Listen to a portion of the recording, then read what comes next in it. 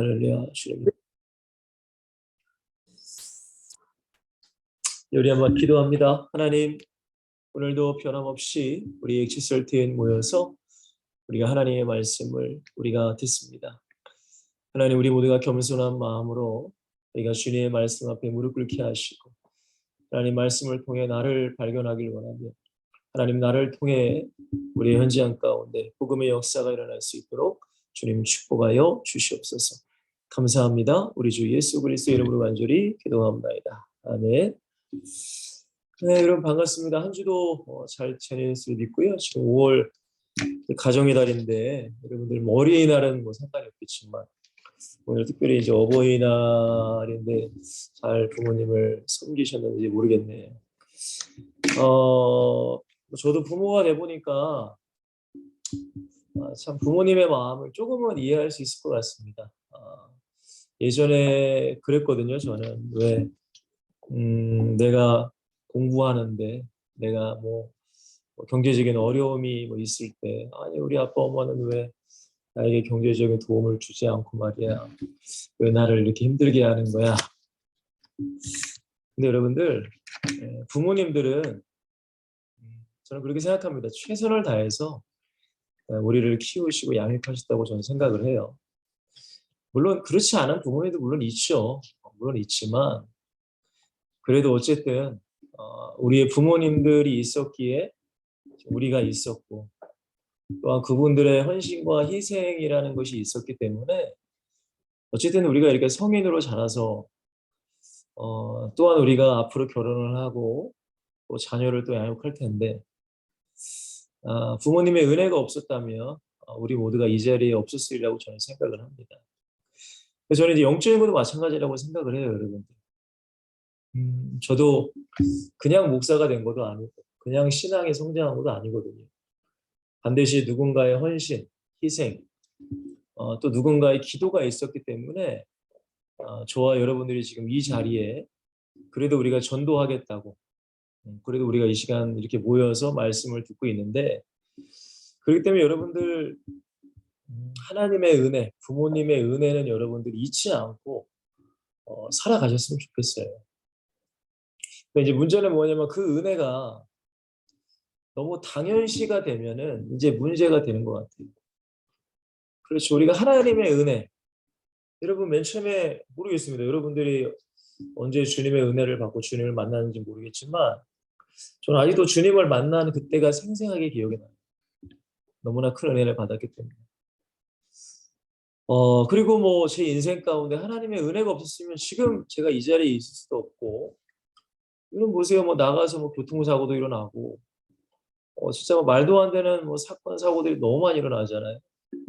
근데 어쨌든 그 속에서 내가 이 시간 존재하고 있는 것은 모든 것은 하나님의 은혜라고 생각을 합니다. 여러분들 이 은혜를 우리가 당연시하고 망각해버리면은 배은망덕한 사람이 됩니다. 배은망덕. 은혜를 모르는 사람이죠. 그러니까 여러분들 항상 뭐 오늘 특별히 어버이 날이니까 뭐 돌아오는 주는 또 어버이 주일이잖아요.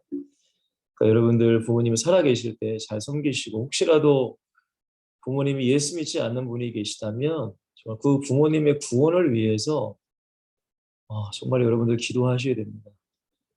왜냐하면 분명히 천국과 지옥은 있지 않습니까? 그죠?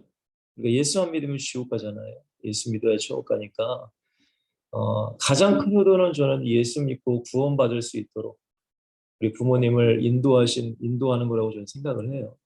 그러니까 여러분들이 어쨌든 육신적으로도 잘 해드려야 되지만 영적으로도 우리 부모님들의 구원을 위해서 꼭 기도하시라고 여러분들에게 권면을 드립니다. 자, 오늘 우리 본문을 먼저 좀 읽어보겠어요.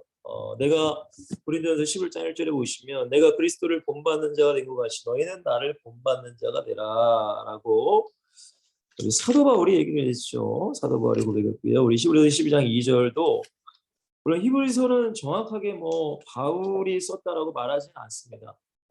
거의 작자 위상 누군지 모르지만 이제 많은 성경학자들이 이제 바울이 쓰지 않았나라는 이제 얘기를 하지만 어쨌든 12장 2절도 믿음의 주요 또 온전케 하시는 이 예수를 바라보자.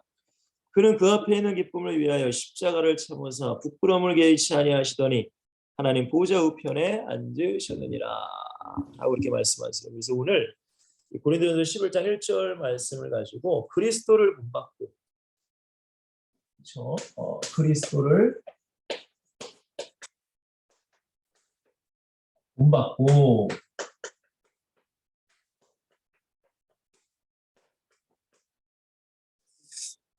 또한 본을 보이는 제자, 제자.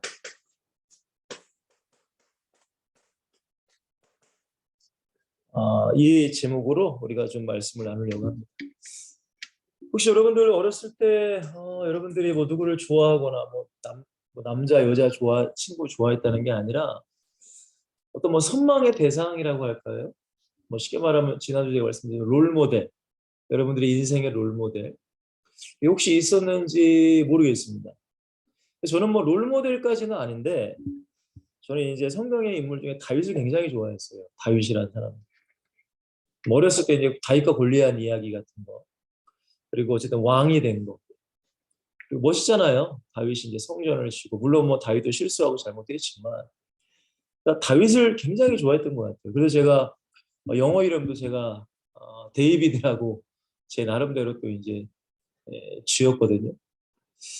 그러니까 우리에게 어떤 인생을 살아갈 때에 물론 우리가 뭐 TV 속에서 뭐 영화든 뭐 드라마든 뭐 성경 안에서든 또 실존 인물들이나 아니면 또 위인전 같은 거를 볼 때에 나도 이런 사람처럼 되고 싶다라는 사람이 혹시라도 있었는지 한번 좀 생각해 보셨으면 좋겠습니다. 우리가 인생을 살아갈 때에 정말로 내 인생에 굉장히 중요한 영향을 끼치는 사람이 분명히 있어요. 뭐 예를 들어서 가장 가까운 여러분들의 아버님이나 어머님이 될 수도 있는 거고, 뭐 학교 선생님, 아까 제가 말씀드렸지만 어떤 뭐 위인전의 그 위인, 아니면 뭐 살아계신 뭐 대통령, 뭐 운동선수, 뭐 연예인들. 이제 성경에 보면 오늘 본문에 보면 바울은 그리스도, 예수 그리스도가 바울의 인생을 완전히 변화시켰죠. 그리고 예수 그리스도를 본받기 위해서 평생을 바울은 살아갔습니다. 그러니까 우리가 어떤 사람, 어떤 누구를 롤모델을 삼느냐에 따라서 그의 인생은 완전히 변화가 되는 거죠. 아니 뭐 막말로 깡패 세계에서는 어떤 깡패나 이런 사람들이 롤모델이 될 거 아닙니까? 제가 예전에 한참 우리나라에 막 조폭 영화가 굉장히 많이 막 유행했잖아요. 근데 그런 걸 보면서 젊은 애들이 좀 조폭에 대한 이미지가 좀 혹시라도 좋아질까 봐 그런 걸 좀 걱정하긴 했는데, 여러분들 내 인생에서 어떤 누구를 따라가고 어떤 누구를 본받고 살아가느냐 너무나 중요한 거예요. 근데 바울이라는 사람은 예수 그리스도를 본받는다라고 했습니다. 그렇죠. 예수 그리스도 본받고. 근데 거기서 끝난 것이 아니에요. 다른 사람들에게 뭐라고 해요? 너희는 나를 본받아야 된다라고 얘기를 합니다. 여러분 이런 말 하기가 굉장히 어렵습니다. 사실. 여러분들 누군가에게 너는 나를 본받아 할 수 있는 사람이 몇 명이나 있는지 모르겠지만 저는 아직까지는 없는 것 같아요. 사실. 뭐 제 인생이 아직 뭐 완성됐다고 말할 수는 없겠지만 누군가에게 야 너는 나를 좀 본받아라고 하기가 제가 너무 민망해. 제 자신을 보면. 그래서 저는 바울의 이 고백 속에서 교만하다고 느끼는 것이 아니라 자기를 자랑한다고 느껴지는 것이 아니라 정말로 바울이 얼마나 예수 그리스도를 닮기 위해 살았으면, 그리고 정말로 지금 고린도 교회 성도들에게 얘기하지만 수많은 교회를 세웠잖아요, 바울이. 근데 그 많은 사람들이 보기에 얼마나 철저하게 예수를 위해 살았으면 그렇게 자신 있게 너희는 나를 본받으라라고 얘기를 했을까? 그러니까 교만하다, 뭐 자랑한다라고 느껴지는 것이 아니라 정말로 바울은 진짜구나라는 것을 저는 많이 느껴요. 그래서 오늘 제목이 우리도 마찬가지입니다. 우리도 물론 뭐 사람, 여러분들의 부모님을 닮아갈 수도 있고 어떤 위인들, 성경의 인물들 물론 닮아가야 되지만 저는 일단은 예수 그리스도를 먼저 닮아가셔야 돼요. 그래서 우리가 작은 예수가 되는 게 또 우리의 삶의 또 목적 중에 하나이기 때문에.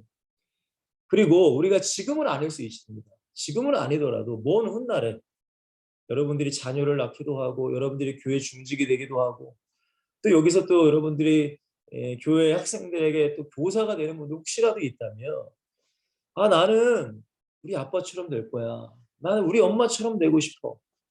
아, 나는 우리 교회 선생님처럼 되고 싶어. 나는 우리 교회 장로님, 안수일사님, 권사님처럼 되고 싶어.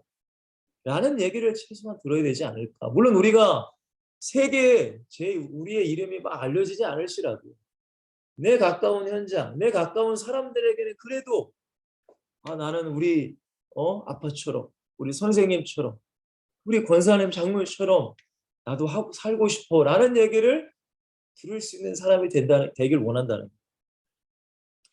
여러분 가장 먼저 그렇다면 바울이 본받으려고 했던 예수 그리스도 우리 예수님은 어떤 삶을 사셨는가? 여러분 예수님은 누구십니까? 하나님이시죠. 그죠? 하나님은 어떤 분이에요? 창조주시고 우주 만물의 주인이시며 전능하신 분입니다. 여러분 그렇게 힘과 능력과 권세가 많으시면 여러분 하나님 마음대로 하셔도 되잖아요. 왜냐하면 뭐 세상에서도 권력을 가지고 힘을 가지는 사람들 뭐 가까운 북한의 김정은이나 지금 러시아의 푸틴 대통령 같은 사람들 자기가 원하는 대로 하잖아요. 그죠? 육신적으로, 세상적으로, 쾌락적으로. 근데 우리 예수님은 그렇지 않으셨어요. 여러분 이게 사실 놀라운 일입니다. 우리가 성경을 보면 우리 빌립보서 2장 5절에서 8절 말씀을 잠깐 보면요. 제가 읽어드릴게요.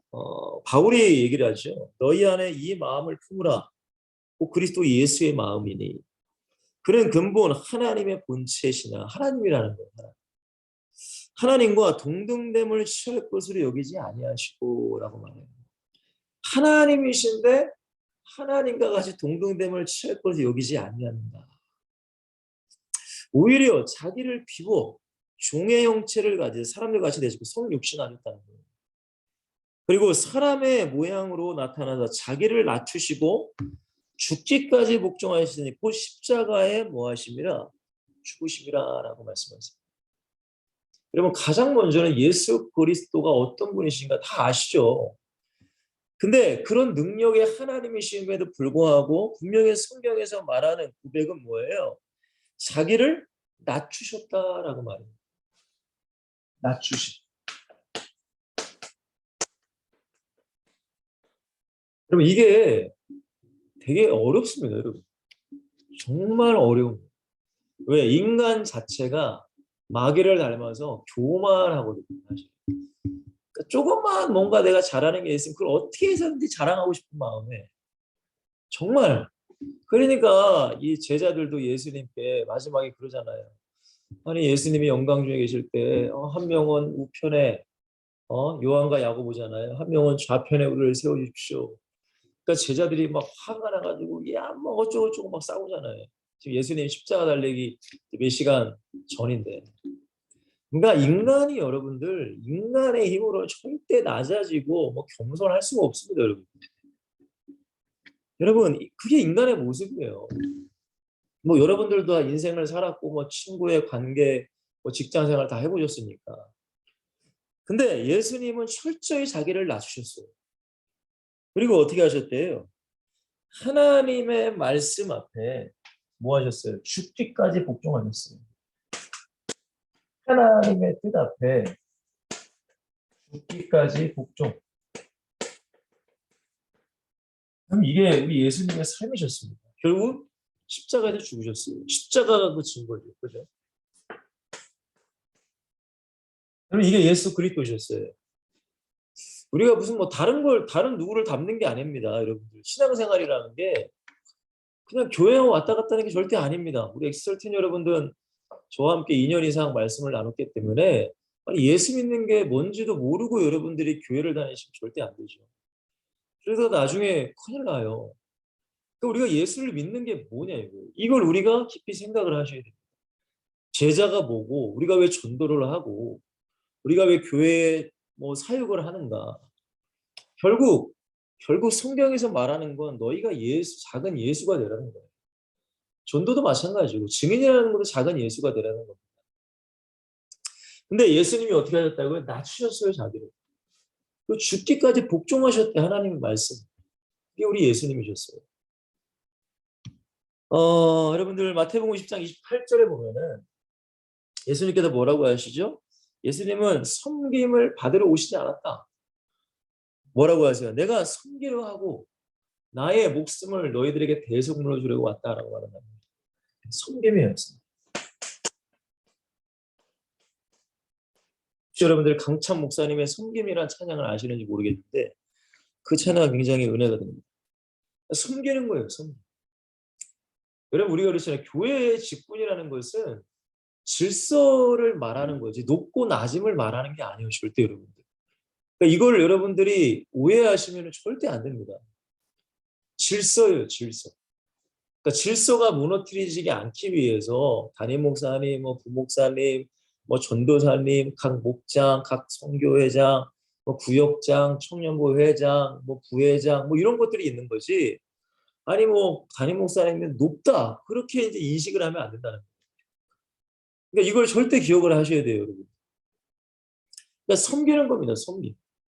그리고 성경에 뭐래 요한복음 12장 24절에 미랄되라라고 말합니다. 미랄. 미랄이 뭐예요? 내가 죽어야 많은 열매를 맺는다. 근데 이제 죽기가 어렵죠, 사실은. 죽는다는 게 내 어떤 뜻, 내 주장을 얘기하는 게 아니잖아요. 그죠? 여러분, 이게 너무 중요합니다, 여러분. 우리가 교회를, 여러분들 다 이제 교회 중직이 되실 거 아니에요, 나중에. 뭐, 지금 나이가 여러분들 다 있으시니까. 10년 후면은 뭐 각자 교회 최소한 집사님 정도는 되실 거 아닙니까? 집사님. 그럼 여러분, 집사님이 뭐 하는 거예요, 집사? 여러분, 디모데후서 2장인가? 꼭 이걸 꼭 읽어보세요, 여러분. 혹시 여러분들 중에 집사님이 계시다면 디모데 몇 장이냐? 전서네, 전서. 여러분 꼭 읽어보세요. 디모데전서 3장 1절에서 우리 13절 꼭 읽어주시고 디도서 1장 여러분 꼭 읽으셔야 됩니다. 1장 몇 절이냐? 우리 5절부터 우리 9절입니다.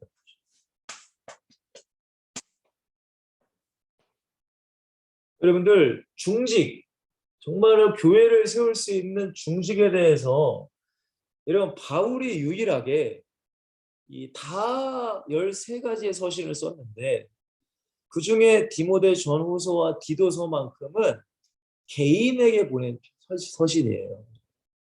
만약에 제가 여기서 여러분들에게 지금 한 몇 명 계시나? 한 두, 세 분, 다섯, 여섯 분 계시나? 지금 6분에게 지금 제가 말씀을 전하는 것과 만약에 여러분들을 1대1과의 말씀 전하는 건 다릅니다. 여러분. 그죠? 1대1과 1대 다수는 달라져요. 근데 이 디모데 전후서와 디도서는 바울이 사랑하는 제자 디모데와 디도에게 개인적으로 보낸 편지예요. 정말 재밌는 게 뭐냐면 물론 다른 성경에도 바울이 이제 뭐 다른 어떤 사람들을 경계하라라고 얘기를 하는데 정말로 바울을 괴롭힌 그 사람들을 너희는 조심해라. 경계해라. 그러니까 쉽게 말하면 제가 여러분 중에 한 명에게 이 사람 조심해야 할 사람이야. 조심해야 돼. 이렇게 얘기하는 거. 뒷담화까지는 아닌데 어쨌든 그렇게 개인적인 얘기를 할 정도로. 그러니까 그만큼 이 은밀한 서신이 바로 디모데 전후서 디도서인데 여기에 진짜 중직이 누군가를 세우라라고 지금 말씀하고 있는 거예요. 근데 결국엔 여러분들 내가 죽어줘야 돼요, 중직은. 그래야 교회를 세우는 거예요. 내가 살아서 내 중심으로 내 뜻대로 내 원하는 대로 모든 걸 해나가면 결국 무너질 수밖에 없어요. 그러니까 저는 이런 거를 어렸을 때부터 저는 많이 봤기 때문에 그러니까 결국 우리가 은혜를 왜 받아야 돼요? 이거를 하기 위해서 그런 거예요. 이게 안 되면 교회를 세울 수가 없거든요. 자, 그리고 세 번째. 우리 예수님도 이게 참 중요한데 마태복음 4장 1절과 12장 28절에 보시면 예수님도 성령의 이끌림 당해서 사역을 하셨어요. 예수님은 하나님이심에도 불구하고 온전히 성령의 이끌림, 곧 성령의 충만함으로 사역을 하셨단 말이에요. 그러니까 이것을 우리는 깨달으셔야 돼요. 여러분, 성령이 우리에게 임재하신 것과 내 안에 성령이 충만하는 것은 결코 다릅니다, 여러분. 근데 많은 교회 다니시는 분들이 예수 영접했으니까 내 안에 성령이 계셔. 그렇게 지식적으로만 알고 계시고 성령 충만함을 사실은 알지 못하고 살아가신 분이 너무 많아요. 그 증거가 내가 충만한 거거든요. 자, 이 예수님을 바울이 도움을 받아요. 바울입니다. 바울도 다르지 않아요, 여러분들. 자, 갈라디아서 2장 2절에 보면, 그리고 고린도전서 15장 30절에 보면은 나는 죽었다. 과거를 쓰죠. 과거. 나는 십자가에 죽었다. 근데 고린도전서 15장 30절 나는 날마다 죽는다. 현재형을 쓰죠. 여러분, 우리가 죽었어. 예전에 내가 은혜 받아 내가 죽었어. 근데 미안하지만 또 살아나요. 그러니까 날마다 내가 죽어가야 돼. 이걸 기억하셔야 돼요. 바울은 내가 이미 은혜 받고 난 끝났어가 아니에요. 많은 분들이 그러잖아. 나 예수 믿어. 나 예전에 영접하기도 했어. 나 예전에 은혜 많이 받았어. 나 예전에 전도 많이 했어 나. 그건 과거고. 지금이 중요한 거예요. 지금. 여러분 바울도 그러잖아요. 나는 지난 일들을 난 잊어버렸다. 난 그거 생각 안 한다. 표대를 향해 난 달려간다. 근데 많은 분들이 과거에 얽매여 있단 말이에요. 과거에. 내가 과거에 말이야 예배를 얼마나 잘했는데 나도 뭐 수예배 다 하고 주예배 다 했어. 근데 지금이 중요한 거예요. 지금. 나도 예전에 다 전도하러 다녔어. 전도지도 뽑아보고 사람들 만나보고.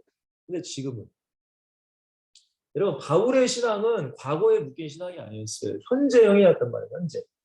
미래를 바라보면 현재. 그러니까 예수님도 자신을 철저히 낮추시고 하나님 말씀을 주기까지 복종하셨다는 그 말씀처럼 바울도 날마다 죽는다고 했단 말이에요. 날마다. 여러분들은 어떠세요? 여러분 날마다 내 것이 막 솟아나지 않습니까? 여러분 우리가 그런 말이 있잖아요. 태어날 때의 어떤 성격들은 태생이라고 하는 천성이라고 하는 그런 거 변하지 않는다. 이런 얘기가 있습니다. 그러니까 각자 부모님으로부터 받은 유전자가 다 있듯이 요즘 다 있잖아요. DNA적 유전자, 뭐 성격들. 어떤 사람은 막 진짜 막 뭐예요, 갑자기 뭐 화내는 그런 사람들. 그러니까 이런 게 여러분들 예수님의 은혜를 받으면 내가 죽으려고 해. 그죠? 참아야 돼. 근데 은혜가 떨어지면 어떻게 해요? 이게 다시 또 올라온단 말이에요. 계속 올라가요, 계속. 그러니까 바울이 고백한 날마다 죽는다를 우리는 묵상해 보셔야 돼요. 날마다. 본받아야 되니까. 예수님은 본받아야 되니까. 그렇죠. 우리가 그렇잖아요. 뭐 한 번, 두 번, 세 번은 내가 죽었는데 네 번째는 내가 안 죽는다. 여러분 이거도 아니죠. 그죠? 그러니까 이게 진짜 어려워요, 여러분들 정말. 우리가 예수님을 닮아간다는 거, 내가 신앙생활 한다는 것 자체는 정말로 내가 예수님의 관계 가운데 그냥 다른 것 내가 신경 쓸 게 아니라 일단 내 신앙, 내 삶의 현장, 내 모습을 내가 보고 살아가야 돼요. 날마다 죽는 거예요. 바울은 날마다 죽었대. 여러분 바울의 서신을 보면은 기가 막힌 얘기들이 너무 많습니다. 기가 막힌 얘기. 제가 이번 주에 우리 목사님 말씀에 갑자기 생각이 안 나네. 주보에 적어놨는데. 제가 이 말씀에 어떤 말씀을 은혜 받았냐면 생각이 안 나네. 로마서 14장. 제가 우리 목사님 우리 담임 목사님 설교에 은혜 받은 게 뭐냐면 14장 우리 17절 말씀에 이게 아니네. 갑자기 생각이 안 나네요. 이거 얘기하려고 그러는데. 무슨 얘기였냐면 빌립보서 1장인가? 빌립보서 1장이구나. 죄송합니다. 제가 갑자기 지금 생각나는 걸 말씀드려가지고 빌립보서 1장 17절에 보시면 이렇게 바울이 얘기해요. 그들은 나의 매임에 괴로움을 더하게 할 줄로 생각하여 라고 말하거든요. 지금 빌립보서는 이 옥중 서신이에요. 앳빌 골몬 4개의 서신이 이제 감옥에서 쓴 편지인데 지금 바울이 감옥에 있잖아요. 복음 전하가 감옥에 지금 매여 있는데 많은 사람들이 사실은 여러분들 바울을 물론 환영한 사람도 있었지만 바울의 어떤 사도성을 계속적으로 의심하고 왜냐하면 바울은 예수님의 직속 제자가 아니었잖아요. 근데 왜 네가 왜 사도라고 하냐 막 이런 얘기도 듣고 그러니까 그런 수많은 공격을 받은 사람이 바울이에요. 그리고 복음 전하 지금 감옥에 갇혔는데 근데 그런 여러 가지로 바울이 괴로워. 그리고 서로 다퉈. 근데 이러한 것으로 예수님이 전파된다고 바울은 얘기한단 말이에요. 그래서 18절에 그러면 무엇이냐고 치료를 하나 창문하나 무슨 방도라든지 전파된 그리스도니 이런 나는 기뻐하고 또한 기뻐하리라. 제가 이거에 은혜를 너무 많이 받았어요. 여러분 우리가 불이익이 생기고 그죠? 불이익이 생기고 누군가가 나를 막 박해하고 핍박하고 뒤에서 뒷담화를 하고 막 오해를 만들고 그럼 여러분 얼마나 힘들까요? 혹시 그런 적 여러분들이 있나요? 그럼 이거는 당해보지 않은 사람 모르는 거예요. 정말 막 진짜 막 내가 막 얘기하고 싶은 게 너무 많은데 막 얘기할 수 없어. 내 오해를 풀고 싶어. 나는 아닌데. 근데 여러분들 그것조차도 죽는 거. 그것조차도 내가 복음을 위해서 기뻐한다. 이게 내 어떤 이성적인 생각으로 내 힘으로 되느냐 안 된단 말이에요. 그러니까 은혜야 은혜 결국 이 은혜가 얼마나 크면 나를 완전 죽이는 거야. 예수님 때문에. 바울이 그렇게 살았어요. 그러니까 바울이 2000년 기독교 역사에 가장 위대한 사도로 가장 많은 사람들이 존경하는 사람이 될 수 있었던 거죠. 자, 해서 사도행전 20장 18절 19절에도 제가 한번 좀 읽어드릴게요. 이 사도 바울의 사역입니다. 사역. 저와 여러분도 하나님 나라를 세우기에 사역을 하지 않습니까? 선생님으로 하든 뭘 하든. 근데 사도 바울의 사역은 어땠나? 우리 18절에 보면 제가 읽어드릴게요. 자, 오메 지금 에베소 교회 장로들에게 얘기하는 건데 말하되 아시아에 들어온 첫날부터 지금까지 내가 항상 여러분 가운데서 어떻게 행하였는지 여러분들 아는 바니 야 내가 어떻게 사역했는지 알지? 라고 얘기하면서 뭐라고 해요?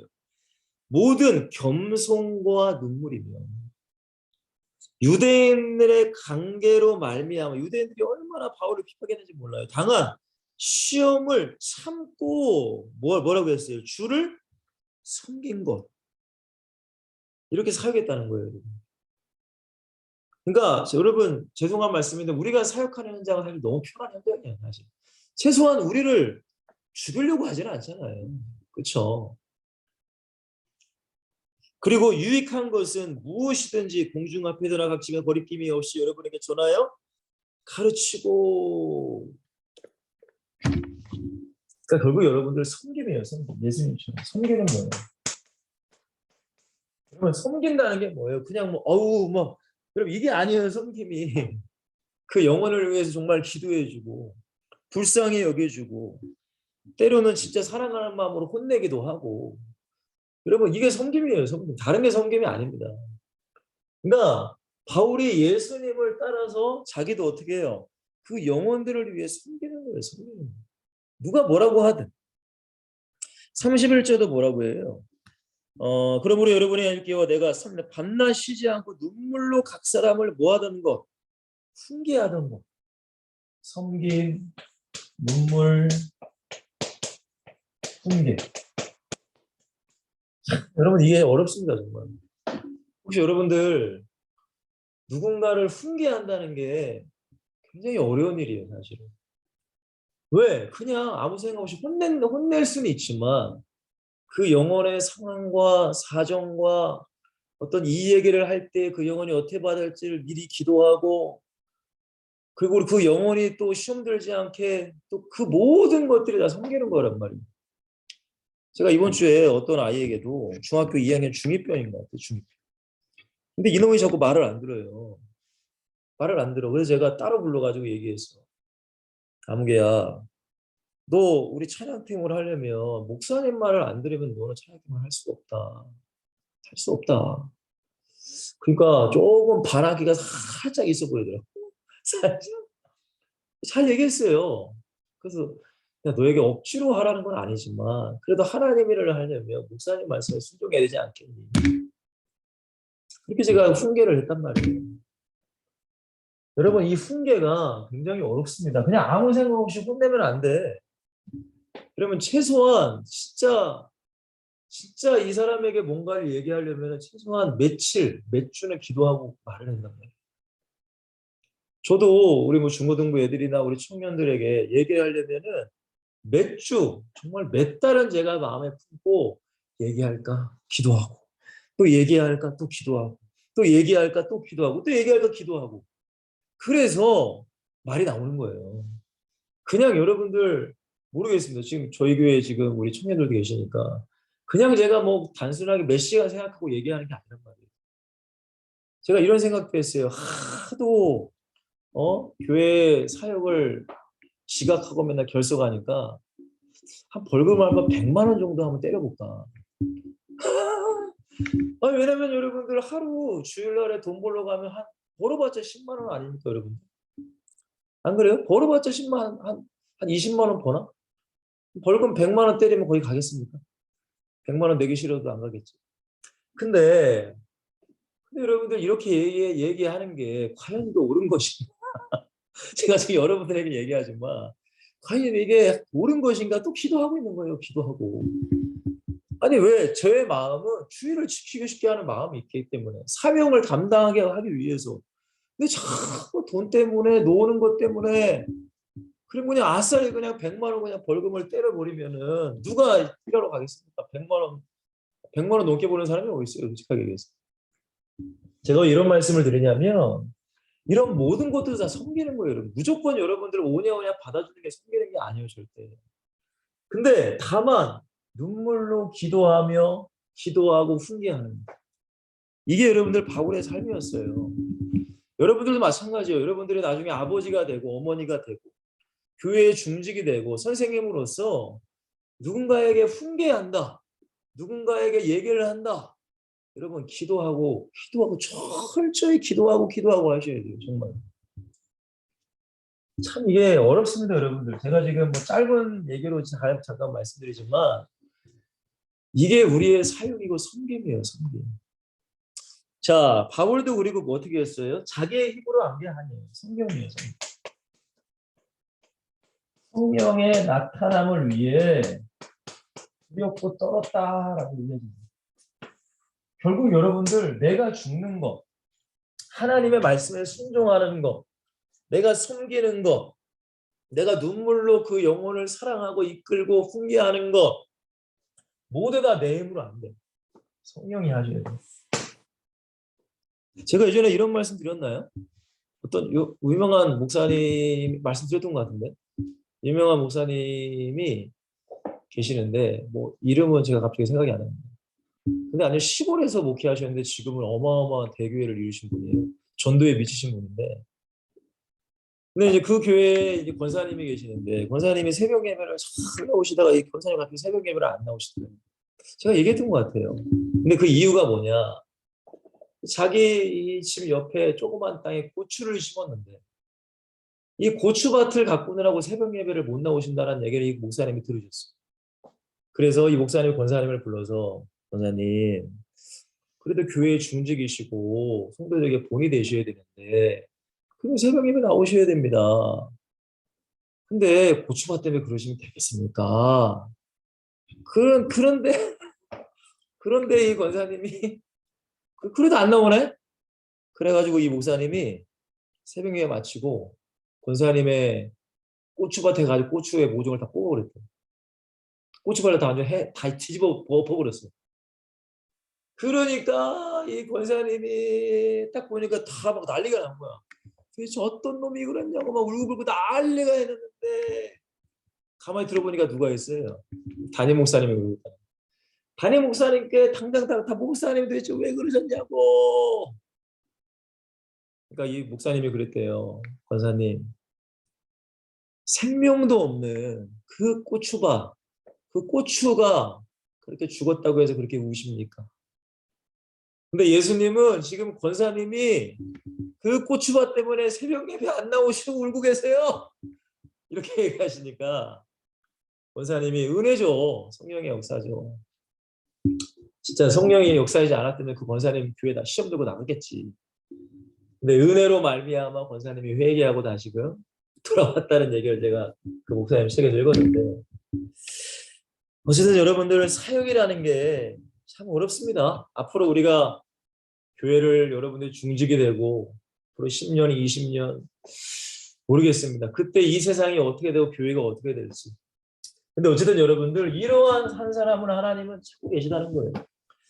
자, 그럼 우리입니다. 이제 무엇을 우리는 더 보여줘야 되는가? 이게 중요하겠죠. 가장 먼저는 여러분들 믿음이에요. 근데 믿음을 말만 하지 말고 우리가 뭐를 통해, 우리의 삶을 통해 보여줘요. 여러분 이게 너무나 중요해요. 왜? 여러분 예수님을 믿는다고 하는데 삶은 전혀 예수님이랑 상관이 없는 자가 너무 많아요. 교회 안에서는 중직이고 장로고 권사인데 교회 밖만 나가면 세상 사람은 똑같아요. 여러분 그거는 가짜입니다. 죄송해요. 가짜예요. 여러분 그런 많은 사람들이 있기 때문에 죄송하지만 우리 기독교가 욕먹는 거예요. 그리고 그런 사람들 때문에 많은 사람들이 교회를 떠나가는 거예요. 왜? 실망하니까. 뭔가 교회는 다를 줄 알고 예수 믿는 사람은 다를 줄 알고 왔는데 이건 웬걸? 세상 사람들이랑 별반 다르게, 아니 더 이상해. 이 사람들이 더 나빠. 더 돈 밝히고 더 노는 거 밝히고 더 세상 것 밝히고. 그럼 여러분들 누가 교육에 있냐? 누가 예수 믿겠냐 이거. 여러분 나를 점검하셔야 돼요. 진짜 내가 예수 믿어? 그러면 내 삶이 얼마나 바뀌었는지를 점검해야 돼요. 여러분 이게 만약에 믿음과 삶이 일치하지 않으면 뭔가 내가 잘못되어 있는 거예요. 뭔가 삐걱거리고 있는 거란 말이에요. 여러분 이것을 볼 수 있는 여러분의 눈이 열리셔야 돼요. 일단 이게 돼야 될 거 아닙니까? 우리가 뭐라고 해요? 믿음 생활이라고 하잖아요. 신앙생활. 신앙생활 잘해라. 믿음 생활 잘해야 된다. 아니 교회에서 무슨 믿습니다 아멘은 하는데 밖에 나가서는 하나님 말씀대로 아무것도 안 살아. 여러분 우리 교회는 포럼을 합니다. 포럼. 그럼 포럼이 뭐예요? 내가 강단의 말씀을 듣고 은혜 받은 것을 얘기를 하는 거. 내가 이 은혜를 받았고 그리고 한 일 줄 때는 어떻게 살겠다 라는 결단과 다짐의 포럼 안에 들어가야 돼요. 근데 문제는 뭐냐면 그 포럼 시간에만 얘기하고 그럼 잊어보고, 다 세상에서는 포럼에 대한 내용을 아무것도 몰라. 내가 뭘 말했는지 모르고 그냥 살다가 또 교회 와. 또 말씀 듣고 또 포럼은 또 해. 근데 내 세상에서 포럼은 또 까먹고 그냥 나 혼자 살아. 이게 무슨 포럼이에요 이게. 저는 예전에는 포럼 자체를 전 싫어했어요. 왜냐면 사람들이 어느 순간에 다 지식적인 어떤 얘기만 하는 거야. 그냥 진짜 은혜 받지도 않았는데 그냥 막 쫙 나가지고 그냥 얘기는 해. 뱉기는 해. 근데 그대로 살질 않아. 여러분 그게 무슨 포럼이냐 이거예요. 다 지식이잖아요. 지식. 사랑을 있으신 여러분들, 여러분 정말로 주님이 원하시는 그리스도인, 제자라는 것은 여러분 내가 진짜 예수님을 믿는 만큼 내 삶의 변화가 돼야 돼요. 그게 없으면 여러분들 말이 안 되잖아요. 그렇지 않습니까? 여러분도 교회 오래 다니시는 분들 여기 계시죠? 근데 여러분들 아무리 예수 믿는다고 하고 뭐 중직이라고 해도 아니 그분의 삶이 그렇게 삶을 팔지 않으면 이게 다 알잖아요, 여러분. 여러분 봅시다. 지금 이 시대에 예배 생활 잘 하시는 분들이 여러분 주변에 몇 명이나 되나요?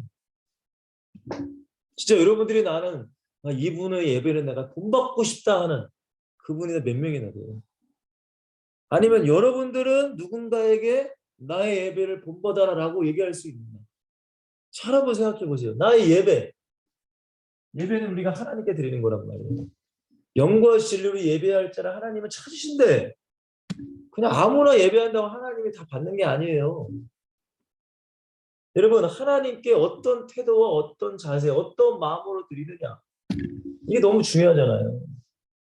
맞죠? 여러분 보세요. 여러분 주변에 정말 기도하는 사람이 몇 명이나 되는 거예요. 기도. 여러분 기도 생활이 뭐예요? 여러분 기도하는 사람은 나를 죽여요. 내가 드러나지 않는단 말이에요. 교만하지 않아요. 절대. 여러분 기도 안 하니까 교만하고 기도 안 하니까 내 영이 다운되는 거고 기도 안 하니까 세상의 즐거움을 찾아 살아가는 거란 말이에요. 여러분 이걸 여러분들이 분별이 안 되면 이 사람이 기도하는지 기도 안 하는지 모르죠. 여러분 저는 앞으로 이제 목회를 할 사람이에요. 제가 앞으로 직분자를 세우면 누구를 세우겠습니까? 제가 앞으로 목사가 이미 목사지만 내가 이제 직분자를 세워야 돼. 누굴 세우겠어요? 이런 본이 되는 사람을 세우는 거예요. 여러분 보세요. 진짜 헌신하는 사람. 여러분 주변에 몇 명이나 됩니까? 진짜 여러분을 섬기는 사람. 진짜 전도하며 살아가는 사람. 여러분 주변에 몇 명이나 돼요? 많이 없어요. 많이 없단 말이에요. 저는 그런 것 같아요. 물론 이런 얘기가 있죠. 자리가 사람을 만든다. 그죠? 어쨌든 자리를 누군가를 세우면 또 그 자리에 적응하면 또 이렇게 성장해 나간다. 물론 틀리다고는 말할 수는 없지만 정말로 여러분들 중직을 세운다는 건 너무너무 중요합니다. 진짜. 그러니까 아무나 세울 수 없어요. 그러니까 성경에 보면 좀 이따 디모데전서를 혹시 읽어보시면 바울이 뭐라고 하냐면은 감독, 장로나 집사를 세울 때 반드시 시험하여 보고 세우라고 말해요. 그냥 세우면 안 돼. 반드시 시험하여 보라. 뭘 시험하라는 거예요? 이 사람이 진짜인지 가짜인지를 시험하여 보라는 거예요. 이 사람의 믿음이 진짜인지 가짜인지 정말로 믿음대로 살아가는지 세상에서 그리스도를 살아가는지 교회 욕 안 먹이고 여러분 진짜로 그리스도 살아가는지를 시험하여 보고 세우라고 말해요. 바울이 왜 그랬을까요? 바울도 시행착오가 있었을 거 아닙니까? 자리가 사람을 만든다. 그래서 세워왔더니만 아니야. 교회를 어디서 무너뜨려. 그러니까 정말 이게 여러분들 중요하단 말이에요. 믿음과 삶. 우리가 보여줘야 되는 거예요. 저도 목사지만 말로써 여러분들에게 말한다고 백날 알게 되는 게 아닙니다. 저도 보여줘야 돼요, 사실. 두 번째, 하나님을 사랑하는 사람, 영혼을 사랑하는 사람은 뭐 하는 거예요? 섬기는 거예요. 섬김이 뭐예요, 여러분들? 여러분 섬기는 게 뭐예요? 아이고 오셨습니까? 이게 섬기는 게 아니에요. 여러분. 그 영혼을 위해 일단은 기도해야 돼요. 관심을 가져야 돼요. 또한 인도해줘야 되고 훈계해줘야 되고 이런 모든 것들이 섬김에 다 들어갔어요. 섬김. 여러분 하나님을 사랑하세요? 영혼을 사랑하세요? 섬기는 거예요. 섬김. 이게 섬기는 겁니다. 자 넘어갈게요. 자 세 번째 순종이죠. 순종. 우리가 하나님의 말씀에 순종한다. 여러분 순종은 결국에는 인내하는 거예요.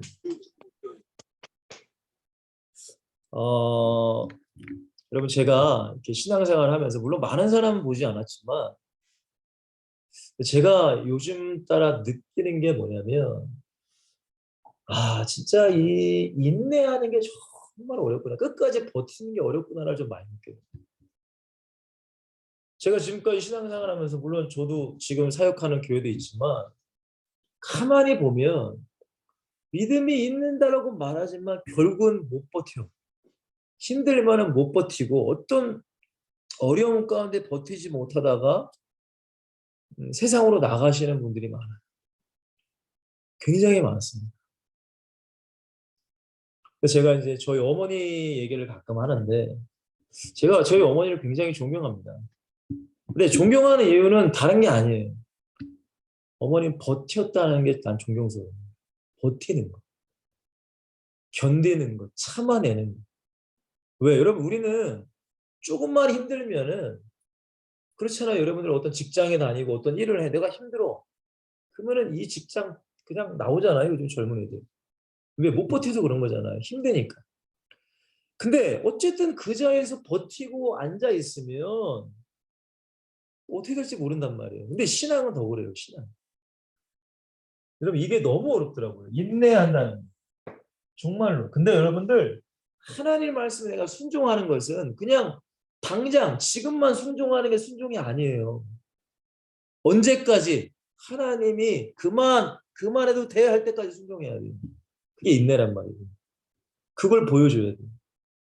아 정말 우리 아빠가 여러분 그렇지 않습니까? 여러분들이 부모님을 보면 부모님의 신앙생활을 보면 진짜 우리 아빠 어머니 때문에 진짜 내가 이렇게 신앙을 클 수 있었지. 근데 만약에 우리 아버님 어머님이 신앙이 이상하게 됐어요. 우리가 어떻게 됐겠어요? 여러분 인내가 중요한 거예요. 이걸 보여줘야 돼요. 누군가에게. 자, 네 번째입니다. 자, 전도죠, 전도. 여러분 전도는 뭐예요? 증인을 보여주는 거예요. 여러분 전도 여러분들 누구 전합니까? 예수님 전하잖아요. 뭐라고 전해요, 여러분들? 예수 믿으면 모든 문제 해결됩니다. 그게 내 증인이 돼야죠. 예수 믿으면 행복합니다. 내가 행복해야지. 예수 믿으면 기쁩니다. 내가 기뻐해야죠. 무슨 말인지 이해되세요, 여러분들? 아니, 전도할 때는 예수 믿으면 행복해요. 예수 믿으면 모든 문제 해결돼요. 예수 믿으면 기뻐해요. 감사가 차고 나면 예수 믿으면 여러분의 가정에 회복이 돼요. 그렇게 전도를 하는데 나는 그렇지 않아. 그건 여러분 새빨간 거짓말이죠. 여러분 전도는 내가 예수님을 믿음으로 변한 삶을 내가 보여주는 거예요. 아니 나 돈 없어. 나 어려워. 그래도 나 행복해. 왜? 예수 믿으니까 보여주는 거예요. 그게 여러분들 본을 보이는 거 아닙니까, 여러분들? 여러분들 이런 것들을 우리가 본을 어떻게 하셔야 된다고요? 보여줘야 돼요. 우리 사람들에게. 저는 우리 애들한테 우리 가정이니까. 저는 우리 후대들한테 우리 성도님들한테 보여줘야 돼요. 여러분들은 그러면 누구에게? 여러분 가정에게 보여줘야죠. 여러분 뭐 부모님에게 뭐 우리 결혼하신 분들은 남편 아내에게 보여줘야 돼. 나의 믿음. 교회에서는 성도님들에게 우리 후배들에게 어린 애들에게 보여줘야 돼요. 여러분 보여주지 않으면 미안하지만은 여러분들을 따라갈 수가 없어요. 절대. 절대. 그게 저는 가장 안타까운 거예요. 가장 안타까워요. 청년들에게 제가 항상 얘기하는 게 여러분들이 롤모델이 되셔야 됩니다. 본이 되셔야 됩니다. 아니 근데 뭐 예배도 안 나오고 기도 생활도 안 하고 섬기지도 않고 뭐 자기에 맞게 삶을 감당하지도 않고 밑에 애들이 누구 닮아? 누구? 자 결론 내립시다. 믿음의 롤모델로 그러니 현장을 살려야 되죠. 현장. 이게 저는 탁상 공론이 되지 않았으면 좋겠습니다. 여러분 그냥 여기서 그냥 듣고 마는 절대 그러면 아무 의미 없어요. 사실은. 제가 예전에 한번 제자훈련의 가장 큰 문제점이 뭐라고 해요? 듣기만 하고 내가 실천 안 하면 그건 머리만 커지는 사람이 돼. 아유 저거 다 들었는데 목사님이 또 얘기하시네. 그럼 뭐합니까 여러분들? 내가 실천 안 하면 뭐합니까? 그건 아무 의미 없는 거예요. 그건 내가 가지지 못한 거예요. 아니 보세요 여러분들. 아니 열심히 일하면 돈 많이 버는 거 아는데 누가 몰라요 여러분들? 아니 공부 열심히 하면 성적 오르는 거 아는데 그럼 내가 공부 안 하면 아무 소용 없잖아요. 마찬가지예요. 말씀도 똑같아요. 그러니까 머리만 크는 신앙이 되면 안 되고 이게 내 삶의 현장에 실천이 되는. 제가 아까 포럼 얘기했잖아요. 아니 백날 교회에서 포럼만 하면 뭐해. 현장에서 내가 그대로 살려고 안 하는데 그러면 똑같이 또 원점으로 또 돌아와서 말씀을 듣고 포럼을 해. 또 원점이야. 이게 몇 년, 뭐 10년, 20년 돼. 아니 그러면 진짜 이거 불쌍한 사람 되는 거죠. 가장 먼저 여러분들 내 현장에서 뭘 살려야 돼요? 가정이에요. 가정. 복잡합니다. 가정 진짜. 정말 복잡해요. 가정. 진짜 복잡해. 우리 지금 뭐 따로 결혼 안 하신 분들은 지금 모르겠지만 결혼하신 분 지금 결혼을 예정하고 계신 분들이 여기 들어오셨네요. 복잡해요, 여러분들 진짜. 오늘 어버이날이잖아요. 오늘 어버이날. 저도 오늘 저희 부모님이랑 제 동생 내외를 이제 만나고 왔는데 제가 그랬어요. 저희 어머니한테, 어머니 목사님한테. 예, 어머니 목사님은 이제 큰 목회를 하시지 않습니다. 뭐 몇 명 많은 성도들 데리지 않고 목회하시기 때문에 항상 경제적인 게 풍요롭지 않고 재정이 풍족하지 않으니까. 저는 항상 그래요. 저희 어머니 목사님한테 어머니 목사님 저는 어머니라고 안 하거든요. 목사님이라고 하거든요. 목사님. 그래도 제가 보니까 우리의 가정이 가장 하나님께 축복받은 가정입니다라고 저는 항상 얘기합니다. 항상 얘기해요. 왜? 온 가족이 다 예수 믿고 온 가족이 다 신앙생활 열심히 하려고 하고 그래도 아직은 애들이 막 그렇게 크게 문제 일으키는 애들은 아직 없으니까 아직 중2가 안 돼서 그런지 모르겠지만 애들이 아직까지 그래도 좀 괜찮아. 더 기도해야 되겠죠. 근데 가만히 보니까 가정에 다 문제들이 있어. 다 문제가 있어요. 제가 이렇게 사역하는 현장을 보니까 남편이 문제든 아내가 문제든 부모님이 문제든 자녀가 문제든 아니 문제가 다 있어. 그리고 온 식구가 예배하러 나온다. 온 식구가 예수 믿는 가정이 사실은 많이 없더라고요. 정말 안타까운 현실이지만 온 식구가 신앙생활하고 온 식구가 한 교회를 섬긴다? 그런 교회가 없더라고요.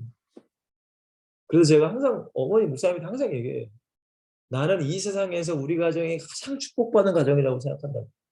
그게 다 목사님 덕분이라고.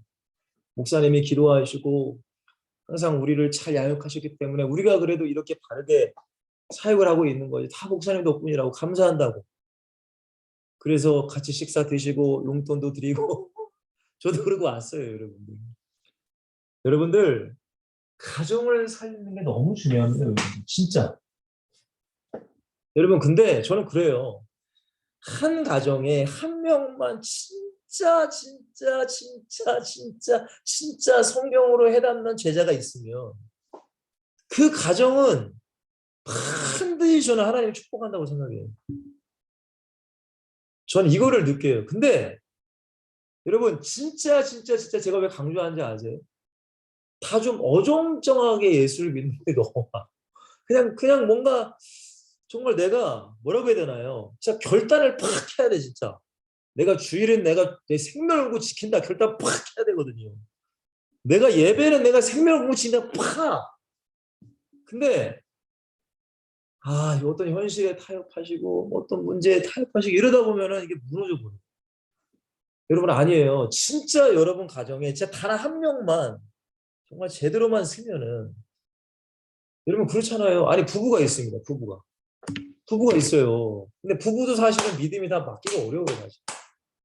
이게 진짜 어려운 겁니다. 여러분들. 여러분들 기도하셔야 돼. 나보다 더 믿음 좋은 배우자를 만나게 해달라고. 진짜 기도하셔야 돼. 왜냐면 똑같이 교회를 다니면서 싸워. 이게 안 맞아 서로. 예수를 믿는데 또 믿음 있긴 믿음이 싸운단 말이에요. 근데 문제는 뭐냐면 믿음이 좋은 사람의 의견을 이 사람이 따라가야 돼. 따라가야잖아요. 그러면 괜찮아. 근데 이 믿음이 좋은 사람이 이 사람과 타협을 해. 그러면 문제가 생깁니다. 그러니까 믿음이 좋은 사람이 절대 타협하지 않고 끝까지 밀고 나가야 돼. 밀고 나가야 돼. 저희 어머님이 그랬단 말이에요. 저희 어머님. 저희 가정도 그래요. 물론 저랑 사모랑은 이제 웬만한 의견이 다 맞아. 거의 안 맞는 건 없어요. 그러니까 같이 이제 힘을 합쳐서 나가는 거고. 근데 의견이 안 맞을 때는 무조건 제 의견을 따랐어요. 이제 무조건. 그러니까 여러분들 가정을 세워주셔야 돼요. 가정. 이게 너무 중요해. 가정. 다시 한번 말씀드립니다. 한 명만 제대로 되면 돼요. 한 명만. 한 명만. 왜? 아니 이 사람이 잘못 세상과 타협하려면 한 사람이 제동을 걸면 되잖아요. 그러면 안 돼. 우리 주일 예배 해야지 어디가? 우리 예배해야지 어디가? 근데 둘 다 똑같으니까 놀러 가는 거야. 냉정하게 말하면 둘 다 똑같은 거예요, 여러분들. 아니 우리 남편이, 아니 우리 아내가, 아니 우리 엄마가, 우리 애들이, 여러분 그거 아무 소용 없어. 아니 내가 대쪽 같은 믿음을 가지고 안 돼. 나는 죽어도 안 가. 그럼 누가 가겠습니까? 당신들만 가. 난 안 가. 난 예배 드릴래. 그러면 되는 거 아니에요? 근데 그냥 똑같으니까 그냥 아이고 우리 남편이, 우리 아내가 이러면 둘 다 그냥 가는 거야 그냥. 그러면 한 명 한 명. 자, 두 번째, 교회 살려야 됩니다. 여러분들이 교회 어떻습니까? 교회.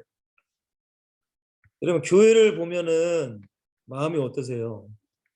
정말 마음이 아프죠. 마음이 아파요. 마음이 안 좋고 어떻게 해야 되나. 물론 모르겠습니다. 제가 목사여서 그런지 모르겠는데 교회를 생각하면은 고민도 너무 많아지고 정말입니다. 이 교회를 어떻게 해야 할까? 이 교회를 어떻게 세워야 할까? 우리 성도님들에게 어떻게 진짜 믿음을 잘 아름답게 성장시켜 나갈까? 이게 고민이에요, 사실. 마지막 때 너무 세상이 악해지니까 여러분 교회 살리셔야 돼요, 교회. 그죠? 여러분 가정도 그랬지만 교회도 한 사람만 바로 쓰면 돼요, 한 사람. 여러분 교회 부서에서 한 사람, 한 사람.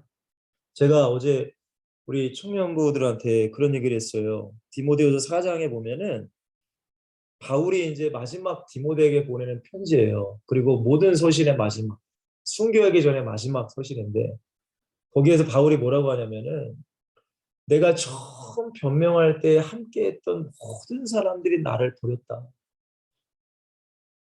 여러분 이게 어떤 심정일까요? 그러니까 같이 하나님과 함께 으쌰으쌰 예수님을 전하기 시작했어. 근데 바울이 이제 죽기 한 30년이 지나고 순교하기 얼마 안 남았는데 가만히 보니까 바울이 자기와 함께 예수님을 믿고 복음을 전하는 사람들이 다 세상으로 떠났다는 거예요. 여러분 그 심정이 오죽하겠습니까? 그 한 사람이 나가고 한 사람이 떠날 때 바울의 심정이 얼마나 뒤집어지겠어요. 여러분 저도 목사지만 목사님이 목회자들이 가장 힘든 게 뭔지 아세요? 영혼이 나가는 거예요. 진짜 영혼이. 저희 어머니 같은 경우는 진짜 막 몇 개월을 힘들어 하시더라고요. 정말. 저도 근데 그랬어요. 저도 여러분 정말로 교회에 한 사람을 데려오는 건 어려워요. 근데 한 사람이 나가는 건 너무 쉬워. 그걸 여러분이 생각하셔야 돼요. 우리가 나만 혼자 예수님 잘 믿고 나만 혼자 천국 가면 되라는 그런 생각을 버리셔야 돼요. 여러분들 서로 섬기시고 서로 기도해 주시고 서로 인도해 주시길 바랍니다. 여러분 교회 살려야 될 거 아니에요. 마귀가 가장 좋아하는 게 교회 무너지는 겁니다. 자, 세 번째, 미래를 살려야 돼요. 미래를 살려야 됩니다. 여러분은 10년 후에 우리 대한민국 어떻게 될까요? 어떻게 생각하세요, 여러분들? 10년 후에? 여러분 20년 후에 어떻게 될까요? 지금 세상에 많은 기독교의 영향력이 줄어들고 세상에 많은 종교들 그리고 마귀의 영향이 굉장히 세져요. 뭐 그냥 하나만 봐도 여러분들 방송사를 보세요. 방송. 여러분들이 이 TV 방송을 보면은 우리 예전에는 3사밖에 없잖아요. 3사. KBS, MBC, SBS. 그리고 거기는 국영방송이기 때문에 모든 걸 다 심의를 다 막 이렇게 막 하잖아요. 근데 요즘에는 너무 TV 프로가 너무 많아. 그러니까 이 PD들이 어떤 콘텐츠를 만들어요? 자극적인 콘텐츠를 만들어요. 사람들이 이거 보고 싶다. 이런 것도 있네. 그러니까 이게 마귀가 아주 좋아하는 콘텐츠만 만들고 있는 거예요. 뭐 동성애 무슨 뭐 동거에 대한 문제 그냥 뭐 난리가 나. 여러분 이렇게 우리의 방송이 다 무너져 왔어. 근데 너무 안타까운 건 아니 기독교인도 방송에 PD가 있을 거 아닙니까? 근데 세상적으로 자극적인 걸 만들지 않으면 사람들이 안 봐. 그러니까 또 세상적으로 끌려가는 거예요. 여러분 미래를 살려야 됩니다. 목사님 무슨 우리가 미래를 살릴 수 있겠습니까? 여러분 우리 가정과 교회 살려면 미래에서 하는 거예요. 그리고 마지막으로 세상.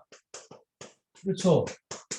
미래에 우리 기독교가 더 부흥되면 마귀의 나라는 무너지고 어떻게 돼요? 하나님의 나라가 더 커지게 되면 세상 살리는 거잖아요. 세상.